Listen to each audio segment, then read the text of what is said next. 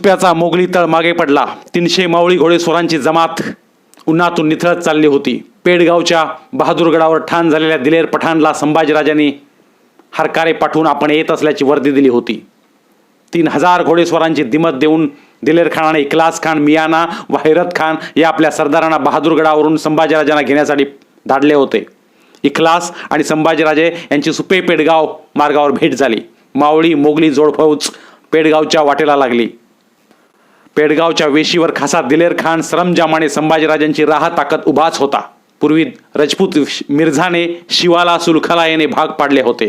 तहाच्या अटी पूर्ण होईतो संभाला आपल्या गोटात ओलीस घेतले होते. त्यावेळी करेपठारावर राजपुताने या संभाला एक शाही हत्ती नजर केला होता. मजाक म्हणून त्यावेळी फर्जंद संभाला केल्या गेलेल्या सवालाचा जाब याच पठाण्याने ऐकला होता. सवाल होता, इतना बडा शाही हाती कैसे साथ ले जाओगे शंभूराजे. शिवाच्या या कडव्या बच्चाने मोठ्या गुरुराने त्यावेळी जाब दिला होता. डुलत झुलत का होईना तुमचे हे जनावर चालते ते नेणे सोपे आहे, पण आमच्या महाराज साहेबांनी दिलेले गडकोट चालत नाहीत ते नेणे कठीण आहे. पठाण आज या आठवणीने स्वतःशीच हसला. त्याच्या मनी विचार आला, जंगे दिल शहजादे, गड किले नहीं चलते, उन्हें उठाना मुश्किल है, पर आदमी तो चलता है, उसे उठाना आसान है. संभाजीराजे इखलाससह पेडगावच्या वेशीवर येताच मोगली तळावर शाजने नगारे जडले. खांद्यावरची हिरवी जरीबंद किल्लत नेटकी करीत दोन्ही हात पसरून हसतच आइये शंभूराजे आइये म्हणत दिलेर खान संभाजीराजांना सामोरा गेला. पठाणी छाताडाला भोसलाई छातवान भिडले. उभा तळ ते आकृत बघायला वेशीवर लोटला होता. हाताला धरून पठाणाने संभाजीराजांना आपल्या सालारी डेऱ्यात आणले. मेने जोडून संभाजीराजांचा जनाना हत्यारबंद पहाऱ्यात बहादूरगडाकडे रवाना केला गेला. दुसऱ्या दिवशी तळावर नजराणा पेश करण्यासाठी दिमागदार बैठक उठवण्यात आली. शाही बिछायती पांघरून ती सजवण्यात आली होती. आपले इखलास खान, इरज खान असे सरदार दिलेरने न विसरता हजर ठेवले होते. त्यांच्या साक्षीने संभाजीराजांना मोगली दख्खन सालार दिलेरने आलमगीराने दिल्लीहून पाठवलेल्या झुलबाज हत्ती, 3 अरबी घोडे, हिरव्या मानम्यानाची तलवार, चौघडा आणि शाही अस्वाबांचा नजराणा पेश केला. 7000 स्वार आणि 7000 जातांची वराड खानदेशची मनसब संभाजीराजांना शाही दरबाराने बहाल केल्याचे फरमान जमल्या सरदार दरकदारांना घोषित करण्यात आले. दिल्या मनसबेतील हाताखाली येणाऱ्या फौजदार हवालदार नायकांची दिलेरने संभाजीराजांना ओळख करून दिली. जे फरमान औरंगजेबाने मागे संभाजीराजांसाठी म्हणून पाठवले होते आणि ते शिवाजी महाराजांनी धिक्कारून ठोकरून परत पाठवले होते, ते आज संभाजीराजांनी विचित्र मनस्थितीच्या आहारी जाऊन स्वीकारले होते. मराठी दौलतीतील युवराज म्हणून मावळ्यांचे मुजरे आपलेसे करणारे संभाजीराजे आता औरंगजेबाचा शाही मनसबदार शंभू खान म्हणून हशमांचे कुर्नीस आपलेसे करू लागले. उमद्या बांड्या भोसल्यांच्या हयातीतील काळ्या कुट्ट पर्वाला सुरुवात झाली.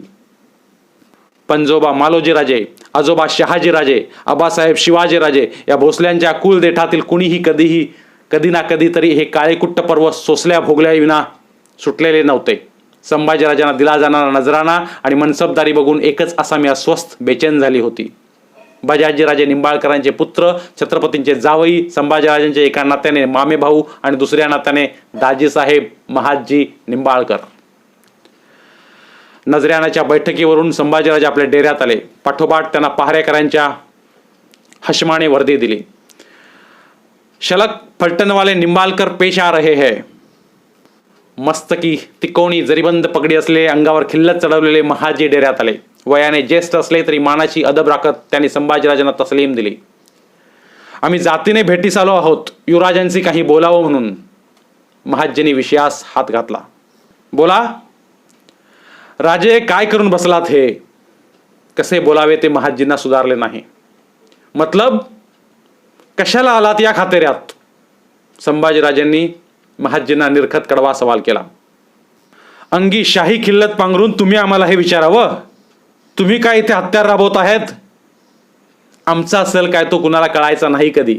पहाडासारखे वडीलधारी पाठीशी असता ही आडवाट तुम्ही मात्र धरायला नको होती राजे. बस दाजी साहेब, राजवाटा खुंटल्या की आडवाट्याशिवाय काही करता येत नाही.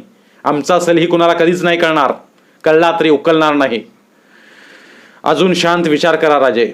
वेळ गेली नाही. तुम्ही परतावं असं मला वाटतं. अभिषेक झालेल्या युवराजांनी राहावं अशी ही जागा नाही. आम्ही विचार केला आहे, आम्हाला युवराज म्हणू नका. भयान शांतता डेऱ्यात कुचमून पडली. या निर्णयानं पस्तवाल एवढंच आम्ही सांगतो. येतो आम्ही. महाजी आले तसे जायला निघाले. डेऱ्याबाहेर पडणाऱ्या त्यांच्या कानी बोल पडले. आमच्या अक्कासाहेबांना नमस्कार सांगा, युवराज म्हणून नव्हे, पाठचे दुर्भागी भाऊ म्हणून. सखुबाईंच्या आठवणीने संभाजीराजे पिळवटले. महाजी डेऱ्याबाहेर पडले. या मेहुण्यांच्या भेटीगाठीची खबर दिलेला लागली होती. महाजी आपल्या गोटातील डेऱ्यात जातात न जातात तोच पठाणी हत्यारबंद हाशमांचा त्या डेऱ्याभोवती घेर पडला. महाजी नजरबंद झाले. दिलेर खानाचे ग्रह आता बळाला लागले. विजापूर दरबारात वजीर सिद्दी मसूद आणि सेनापती सरजा खान यांची तेढ पडली. एकेकाळी मिर्झा राजा, दिलेर खान, शिवाजीराजे, नेताजी पालकर या 4 ताकदवर सेनापतींच्या स्वारीत विजापूरचे रक्षण करणारा सरजा खान विजापूर पारकाहून थेट दिलेरला येऊन मिळाला. दख्खनेचा एक शहाजादा आणि एक सरलष्कर मिळताच दिलेरचे पारडे जड झाले. औरंगाबादला असलेला मुअज्जम उर्फ शाह आलम या दख्खन सुबा औरंगपुत्राला दिलेरची ही वर्तान काही मानवणारी नव्हती.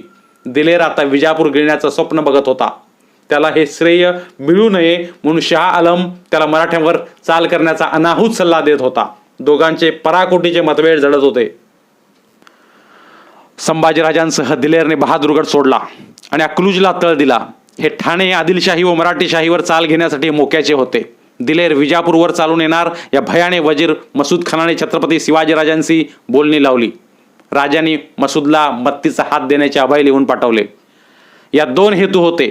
विजापूर दिलेरच्या मोगली घशात जाऊ देणे हिताचे नव्हते आणि दुसरे म्हणजे साधेल त्या प्रयत्नाने संभाजीराजांना दिलेरच्या गोटातून उचलायचे होते.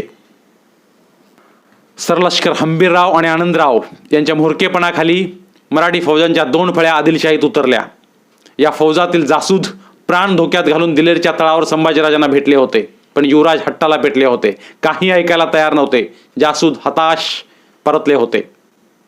आदिलशाहीत आता 3 शक्तींचा तिढा पडला होता. अकलूजला दिलेर, संभाजीराजे आणि सरजा खान, विजापूरला चिंताग्रस्त मसूद खान व आदिलशाही आणि युवराज परत मिळवण्यासाठी जमेल तेवढा आदिलशाही मुलूक मराठीशाहीला जोडण्यासाठी दौडणाऱ्या मराठी फौजा.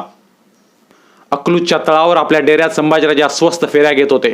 त्यांचे मन बहादूरगडात गुंतले होते. आठवणींची गुंतवण उकलीत होते. काय असतं एकेकाचं भाग्य. युवराजनी बरोबर आम्ही शृंगारपुरात राहिलो. त्यांचं कौतुक सोपस्कार त्यांच्या माहेरी झालं आणि यांना दुर्गाबाईंच्या आठवणीने संभाजीराजे पिळवटले. युवराजनी, तुम्ही नेहमी म्हणत आलात आम्ही बाशिंग बांधलं आहे ते रानवाऱ्याशी. खरं आहे ते, पण ते तुमच्या बाबीने नव्हे, तुमच्या धाकल्या बाईंच्या बाबीनं. शृंगारपूर सोडताना तुम्ही म्हणालात धाकल्या बाईंना जपावं. जिथं आमचीच उधळण झाली तिथं त्यांना कुणी जपावं. अंगच्या कपड्यांनी पेट घेतलेला माणूस धावावा तसे संभाजीराजांचे मन सैरभैर धावू लागले. अक्कासाहेब, कसला खोडा घातलात हा तुम्ही. मुलखात असत्या तर आमच्या युवराजनीने त्यांना तळहाताच्या फोडासारखं जपलं असतं. विचारांचा पाठलाग टाळावा म्हणून संभाजीराजे डेऱ्याबाहेर आले. बहादूरगडाहून निघालेले 2 घोडेस्वार तळात घुसले होते. जनावरे उधळी ते थेट संभाजीराजांच्या गोटात आले. पाय उतार होऊन तस्लीम देत त्यातील एकाने कमरेची थैली संभाजीराजांना दिली. बधाई हो, फर्जंद हुआ. फर्जंद सच. भोसलाई डोळे क्षणभर लखलखले. पुन्हा ठाव न लागणाऱ्या खंतेत डुबून गेले. घोडेस्वाराच्या हातावर अंगठी पडली. थैली न खोलता चुकली पावले डेऱ्याकडे वळली. वराड खानदेशच्या मनसबदारांच्या गोटातून तळभर शक्कर वाटली जाऊ लागली. श्रींच्या राज्याच्या पहिल्या नातवाचा जन्माची साखर पठाण हाशमांचे ओठ गोड करू लागली. जन्मणारेही कुठे उपजायचे हे ठरवायला पाहिजे, नाहीतर होणाऱ्या परवडीला जिम्मेदार तोच ठरतो. या फर्जंदाचे बहादूरगडी नाव ठेवण्यात आले मदनसिंह. दिलेरची रदबदली करून संभाजीराजांनी महादजींची नजरबंदी उठवून घेतली. मोगलांच्या फौजा आता एकवट होऊ लागल्या. रसद, वैरणकाडी, दास्तानी लावण्यासाठी मोगलांचे कबाडीच्या बैलांचे तांडे माळशिरस, इंदापूर, बारामती या भागात चक्रा टाकू लागले. अशाच एका तांड्याशी भूपाळगडावर मावळ्यांची गाठ पडली. तू मीची बाचाबाची झाली. मोगली हशमानी ती न चुकता दिलेरच्या कानी घातली. भूपालगड के काफर मरहट्टे रसद इकट्ठा करने में हरकत लेते हैं, टोककर दम भरते हैं. झाले. दिलेर निमित्तालाच टेकला होता. माकड मशालीचीच वाट बघत होते. एकतर याच निमित्ताने हातचे संभाजीराजे दिलेरला पारखून घ्यायला मिळणार होते. सेवा का लडका शाही मनसबदार सचमुच हुआ है या ये बाप बेटे की छुपी चाल है? आणि मराठी फौजांचा विजापुरी मुलकावर पडलेला दबाव असा मराठ्यांना तिरका तडाखा देखील दिल्याखेरीज हटणार नव्हता. दिलेर दख्खनेत काही उरुसाला आला नव्हता. वैशाख शुद्ध प्रतिपदेच्या दिवशी अकलूजच्या तळावर दिलेरने जमलेल्या फौजांना हमल्याचा इशारा दिला. फौजा पथकांनी शिस्त घेत तळ सोडू लागल्या. तोफखान्याचे गाडे खडखडत निघाले. किल्ले भूपाळगडाच्या रोखाने. खासा दिलेर संभाजीराजांच्या डेऱ्यात आला. हसत म्हणाला, शंभूराजे चलिए, आपके मर्द हाथों का शगुन आजमाना है. भोपालगढ़ पर कब्जा बिठाना है. औरंगाबाद में शाहजादा मुअज्जम आप पर शक लेता है. उसे अपनी करामत दिखाने का मौका आया है. भोपाळगडाचे नाव ऐकता संभाजीराजे चाचरले. पण खान साहेब, गदगदा हसत दिलेर तड़पेने म्हणाला, सही है राजे, आपका हिचकिचाना रास्त है. हम आपको सिर्फ फरमा नहीं रहे हैं, खुद सवारी भर के आपके साथ आ रहे हैं. जंग में अपना पराया कुछ नहीं. आपको हमारे साथ आना है. अपनी फौज को तैयारी फरमाओ. गरजत्या झंझावातासारखा दिलेर डेऱ्याबाहेर पडलाही. संभाजीराजांचे आपल्या फौजेला फरमान सुटले. चौघड्यांच्या तालावर शिस्त घेत वराड खानदेशी मोगली फौज कुचाला सिद्ध झाली. हौदा लादलेल्या एका हत्तीवर पठाण दिलेर खान आणि संभाजीराजे भोसले एकत्र बसले. हत्ती फौजेच्या आघाडीला झाला. दिलेरने हत्यार म्यानाबाहेर घेत ते उंचावले. पाठच्या सेनेने त्यांची इशारत पकडून मोठी दाद दिली. धिन धिन. भरकटलेली नौका पान ज्योताच्या थपडा खात भेलकांडत जावी तसे वाट चुकलेले संभाजीराजे पाठीशी मोगली फौज ठेवून साथीला पठाण सेनापती घेऊन भूपाळगडावर चालून गेले. शिवाजीराजांच्या श्रींच्या राज्यावर त्यांचेच पुत्र संभाजीराजे चालून निघाले. भूपाळगडाच्या पंचक्रोशीतील भेदरलेली मराठी रयत गडाच्या आसऱ्याला धावून गेली. गडाचे दरवाजे बंद झाले. किल्लेदार फिरंगोजी नरसाळा तव्यासारख्या छातीत सुपा एवढे काळीज घेऊन बुर्जावरचे मोर्चे बांधून झुंजीला सिद्ध झाला. नरसाळा राजांचा कदीम आणि इमानाचा माणूस होता. बाल संभाजीराजांना त्याने अंगाखांद्यावर खेळवले होते. आज तेच अंगावर चालून येत होते. रात्रभर फिरंगोजीचा डोळ्यास डोळा लागला नाही. तटावर येऊन गडपायथ्याला भिडलेल्या छावणीवर नजर टाकताना नरसाळ्याचे काळीज तुटत होते. बाळराज, काय केलंस आहे? हा त्याच्या मणी उठणारा सल पायथ्याच्या संभाजीराजांच्या कानापर्यंत पोचत नव्हता. पोचला तरी उपयोग नव्हता. वैशाख शुद्ध द्वितीयेचा दिवस फटफटला होत नाही तोच दिलेरच्या तोपखान्याचा गोळा भूपाळगडावर फुटला. जंगाला तोंड पडले. फिरंगोजीचे धारकरी किल्ल्यावरून बाण दगडधोंड्याची फेक करू लागले. दिवस वर चढू लागला. मोगली तोफखाना गडावर आग ओकीत होता. हशमांच्या फळ्या तटाशी लगट करून बघत होत्या. पेटला फिरंगोजी गोफणीगत गडावर भिरभिरत कुठेही भांगा पडू देत नव्हता. पुरंदरासारखा बळकट किल्ला नमविणारा दिल्लीचा दिलेर भूपाळगडासमोर मात्र दिमगीर झाला. दुपार धरून वैशाखी ऊन सरकू लागले. तसे दिलेरने गोलंदाजांना बत्ती रोखण्याची आज्ञा दिली. मांजऱ्याचे पठार शांत झाले. कपाळावरचा घाम निपटत दिलेर आपल्या डेऱ्यात आला. खान साम्याने समोर ठेवलेल्या थाळ्यातील रोट सागुतीच्या कटोऱ्यात डुबवीत त्याने आज्ञा केली. शंभू राजा को बुलाव, गड जरूर पडेगा आज ही. संभाजीराजे दिलेरच्या डेऱ्यात आले. पहाटेपासून काहीच झाले नाही अशा थाटात दिलेर त्यांना म्हणाला, राजा साहब, आप संभालोगे घरे की आघाडी? हाँ जरूर. संभाजीराजांनी होकार दिला. देखिए गड ताकतवर है, कचदिल मत होना. संभाजीराजे त्याला दाद म्हणून नुसते हसले. दुपार टळतीला लागताच दिलेरने आपला ठेवणीचा हातचा डाव काढला. आपला हत्ती त्याने संभाजीराजांना दिला. त्या हत्तीच्या पाठीवरचा हौद हटवण्यात आला होता. संभाजीराजांसाठी त्यावर गिर्दीची सांडणी बैठक बसवली होती. आपल्या फौजेसह संभाजीराजे आघाडीला झाले. गडावरच्या इमानी तिरंदाजाने तीरकमठे रोखून फौज टप्प्यात घेण्यासाठी पवित्रे धरले. बंदूक बारदारांनी नळ्या पेलून शिस्त घेतली. तटबुरुजावर फेर टाकणाऱ्या फिरंगोजीला हत्तीवरचे संभाजीराजे दिसले.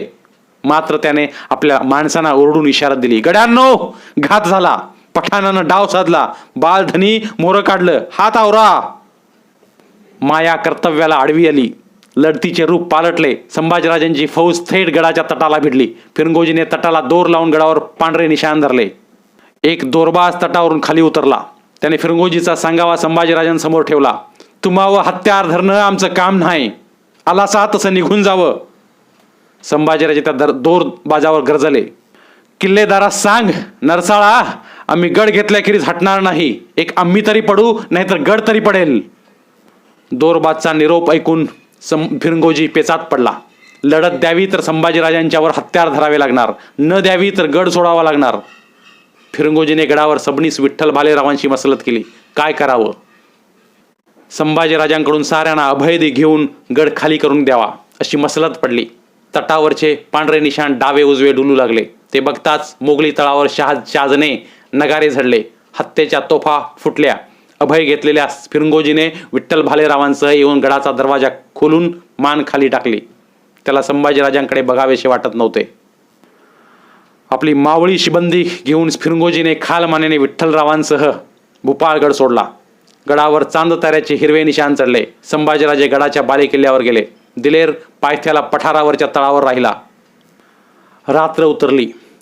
मांजऱ्याच्या पठारावरच्या मोगली तळावरचे टेंबे शिलगले. आगट्या पेटल्या. दिलेरच्या डेऱ्यासमोर दोरखंडाने दावणीला जनावरांसारखी जखडलेली 700 मराठी रयत माणसे खालमुंडेने खडी होती. त्यांच्या भोवती हत्यारबंद पहारा जारीने उभा होता. भेदरून भूपाळगडाच्या आसऱ्याला आलेली ती कुणबाऊ माणसे गड पडताच वाऱ्यावर उघडी पडली होती. पठाण ठरविल तेच त्यांचे भवितव्य होते.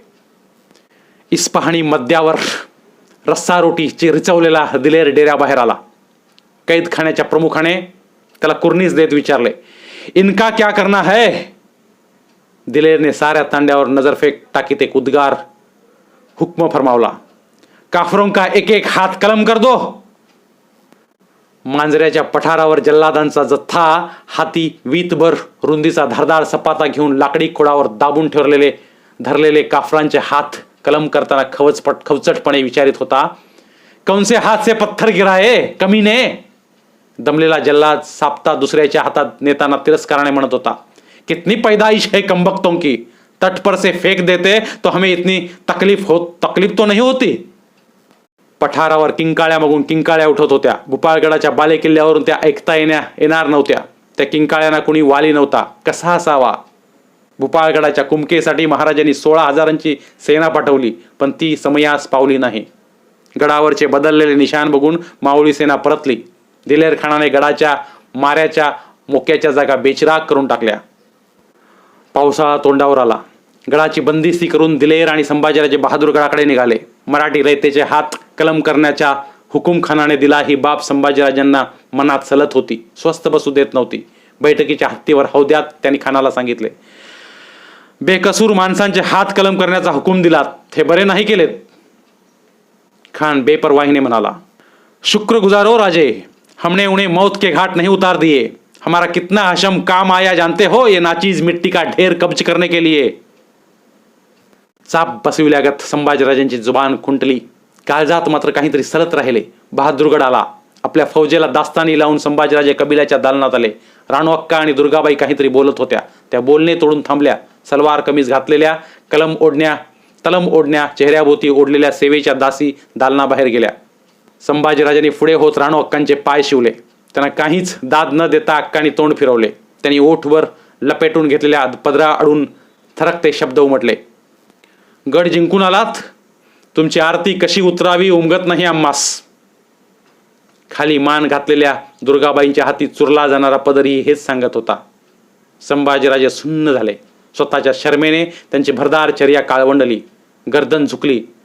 अक्कासाहेब, आमचं ऐकावं. काय ऐकावं? तुम्ही दौलतीचा गड पाडलात हे ऐकून आबांना काय वाटेल यासाठी ही वाट धरलीत. माहुलीवर आम्हाला पेचात टाकलत. भूपाळगडावर फिरंगोजींना पेचात घातलत. शृंगारपुरात येसुबाईंना हे ऐकून काय वाटत असेल? रायगडी आबासाहेबांची काय गत झाली असेल? आम्ही तुमच्यावर जीव लावला. त्याचा मतलब तुम्ही मनमाने वागण्यास मुख्य तयार व्हावं असा नाही. बाळ महाराज, आम्हाला हे मानवणार नाही. चुकलं आमचं. संभाजीराजांना दालनात उभे राहावे ना. ते बाहेर पडले. आभाळ दाटून आले. पावसाने झड धरली. तबिबांनी जखमी बिमार घोडे उपचारासाठी ताब्यात घेतले. पावसाचा माग धरून मराठी फौजांनी आदिलशाही मुलकातून हटत आपल्या सीमावर तळ टाकले. पडत्या पावसात दिलेरच्या मणी एक बडा मनसुबा घर करू लागला. तशात औरंगाबादेहून शाह आलमचा त्याचा फरमानी कलिता आला. दिलेरने खलबतासाठी साथीदारांची बैठक बोलावली. सरजा खान, संभाजीराजे, इखलास खान, खैरत खान, इर्जत खान यांची बहादूरगडाच्या सदरी महालावर बैठक बसली. औरंगाबाद से शाहजादे का संदेश आया है. दिलेर ने खलबताला तोंड फोड़ले। किले पन्हाले पर चाल रखने का हुक्म है इस बारिश में। बैठकीचा अंदाज घेत खान थांबला। सर्जा खान आणि संभाजीराजे यांनी एकमेकांना नजर दिली। ये नीरा पागलपण है सालार, मरहट्टों ने अपनी रसदें बंद कर दी है। सर्जा खान स्पष्ट बोलला। त्याला सिद्दी मसूद या विजापुरी वजिराचा हिसाब पावता करण्यासाठी विजापूरची मोहीम पाहिजे होती। संभाजीराजांनी सर्जा खानची मसलत आपल्या मतलबाने उचलून धरली। यापुढे मराठी मुलकावर चाल घेणे आम्हास जमणार नाही। पाहिजे तर हत्यार आणि मनसबीची वस्त्रे उतरून ठेवण्यास आम्ही तयार आहोत। लेकिन ये शाही हुक्म है, उसे बगल में कैसे रख सकते हैं? दिलेर दोन शक्तींना टाळू शकत नव्हता। जमून आलेला किस्मतीचा शतरंज उधळू शकत नव्हता। सालार, औरंगाबाद को थैला भेज दो, लिख दो विजापुर कमजोर है, चाल उस पर जारी रखना मतलब की बात है। शहाजादे का जवाब आने से पहले ही हम निकलेंगे। सर्जा खान ने आपला हेत उघड केला। सावध दिलेरने पारखले की तानावर पडले तर ही बैठक आता तुटणार। त्याने विजापूर स्वारीचा निर्णय घेतला। बैठकीला निरोपाचे विळे देण्यात आले। पावसाचा गुमान न धरता संभाजीराजे, दिलेर, सर्जा खान यांच्या फौजा जिन कसून तयार झाल्या। निरोप घ्यावा म्हणून संभाजीराजे राणू अक्कांच्या भेटीस आले, पण अक्कांनी आता मागे न राहण्याचा निर्णय घेतला होता। त्या निर्धाराने संभाजीराजांना म्हणाल्या, आम्ही आता स्वारी शिकारी असली तरी तुमच्या सोबतच राहण्याचं ठरलं आहे। भावनेपोटी तुम्ही काहीतरी करून बसता, नंतर ते निपटणं नाही साधत। आम्ही तुमच्या संगती येणार। जशी आज्ञा। संभाजीराजांना बोलायला वावच उरला नव्हता। 5 महिन्यांच्या मदनसिंहाला उराशी कवटाळत घेत दुर्गाबाई राणू अक्कांच्या सह मेन्यात बसल्या। दिलेर, संभाजीराजे, सर्जा खान यांची जोड फौज विजापूरवर चालून निघाली। घोलगडाजवळ नौकातून भिवरा नदी पार करून सैन्याने धुळखेडाला तळ टाकला। दिवस श्रावणाचे असल्याने ऊन पावसाचे सफेद काळी पाठशिवणी रंगाला